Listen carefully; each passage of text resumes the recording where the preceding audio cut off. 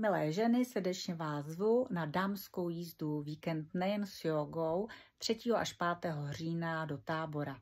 Ubytovaný budeme v krásném prostředí hotelu Eleonora Romantik přímo u ložnice.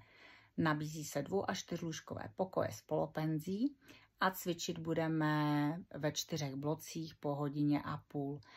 Vždy po snídani nás ještě čeká doprovodný program, který bude zaměřen na dech a na to, jak správně pracovat se svým tělem.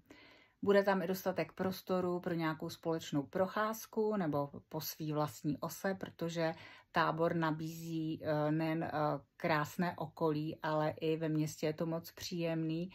Takže pokud vás to zajímá a chcete se přidat, ženy jakéhokoliv věku, napište mi a podívejte se na stránky www.poslouchej se, tam je sekce pro vás a kurzy a akce, tam je přesně dámská jízda, tak se na vás budu moc těšit, mějte se krásně a těším se, s kým se potkám.